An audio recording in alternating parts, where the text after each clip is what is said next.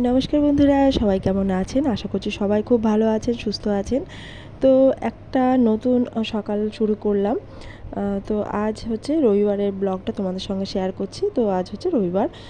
তো দেখো, মানে সকালে ঘুম থেকে উঠে নিজে ফ্রেশ হয়ে নিয়ে প্রথমে আমি ভাবলাম আজ যেহেতু সবাই ঘুমোচ্ছে সানডে, তো ভাবলাম ঘর দুয়ারটাকে একটু মানে ঝুলটা ঝেড়ে নিই, মানে একটু পরিষ্কার রাখলে খুব ভালো লাগে। আমি এটা প্রতি সানডেই করি।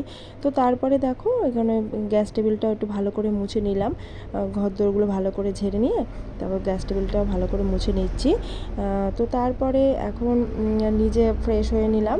তো তারপরে মানে বড়মশাই, শাশুড়ি মা সবাই উঠে গেছেন, তো তাদের জন্য করে দিচ্ছি চা। তো আমিও খাবো। তো সকালবেলা একটু চা না খেলে মানে ভালো লাগে না। তো একটু চা খেয়ে নিচ্ছি। তো সবাই আজ বলল মানে দুধের চা খাবে, তো সেটাই করে দিচ্ছি। তো দেখো, আমার কিন্তু খুব ভালো লাগে চা খেতে, তো সকালবেলা অন্তত। তো তারপরে চা খেয়ে ঠেয়ে এবার আমি চলে এলাম রান্নাঘরে। তো এখন আমি করব উচ্ছে ভাজা। তো এর জন্য উচ্ছেটাকে প্রথমে কেটে নিয়েছি একদম পাতলা পাতলা করে। তো তারপরে তার মধ্যে নুন, হলুদ সমস্ত দিয়ে ভালো করে আগে থাকতে একটু মেখে রাখছি। নুন দিয়ে মেখে রাখলে কি উচ্ছেটা নরম হয়ে যাবে, তো তার জন্যই মেখে রাখছি। তো আর এখানে যে ঢ্যাঁড়স দেখতে পাচ্ছ, এটা ভাবছি মানে ভাতে সেদ্ধ দিয়ে দেবো। তো এই দুটো এখন আপাতত হবে।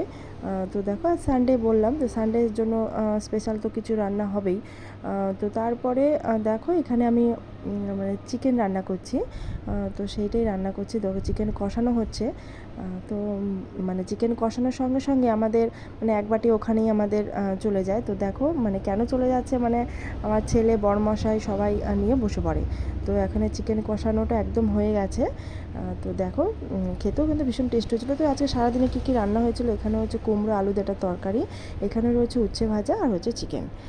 তো একটা ভিডিও ব্লগ তোমাদের সঙ্গে শেয়ার করলাম। ভিডিওটা ভালো লাগলে অবশ্যই চ্যানেলটিকে সাবস্ক্রাইব করে দেবে।